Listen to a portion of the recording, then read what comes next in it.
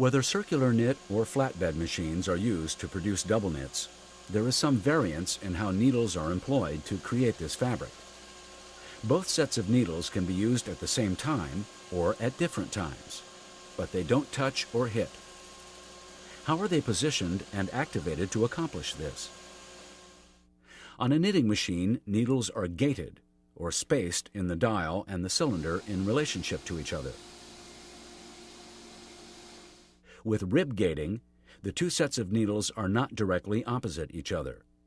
The needles of the cylinder are between the needles of the dial.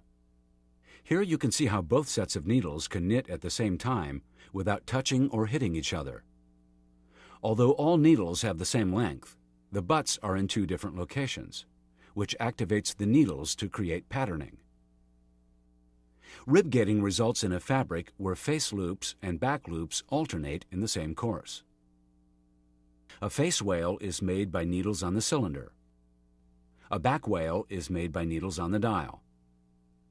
Look closely at the structure of the fabric, and you see that a vertical line or wale of visible crowns is arranged between two vertical lines of visible legs. This construction is 1-by-1 rib, where both sides of the fabric look the same. There are different notation systems for needle selection. This example shows how knit loops alternate 1-by-1 on dial and cylinder needles. This notation is for a 1-by-1 rib. Notice that both long butt and short butt needles are selected.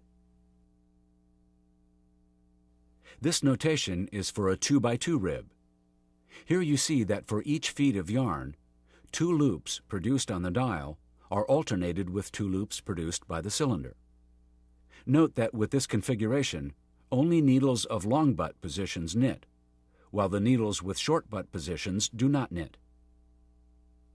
Because basic rib knits have alternation of face and back wales, the structure can easily be stretched. In the normal relaxed state, the back wales hide behind the face wales. When stretched in the width, the structure opens like an accordion, resulting in more stretch than single knits and other double knits. The back wales now become visible. When pulled in the length direction, the back wales move behind the face wales and the fabric becomes more narrow. Because of this extensibility, basic ribs are used for sweaters and dresses, as well as for neck collars, arm and waistbands. We've just shown you 2 of the simplest rib-gated double knits.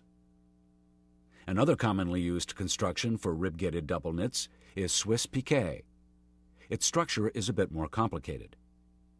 This notation shows you the pattern for knitting on the cylinder below and the dial on top.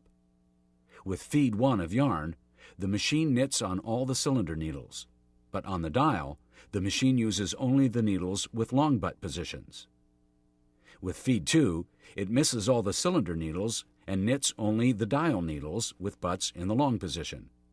With feed 3, the machine knits with all the needles on the cylinder, but only with the dial needles that have butts in the short position. With feed 4, the machine knits only on the dial needles with short butt positions. The Swiss piqué produced from this needle pattern has a distinctive texture and appearance. The fabric produced has good stability and does not curl.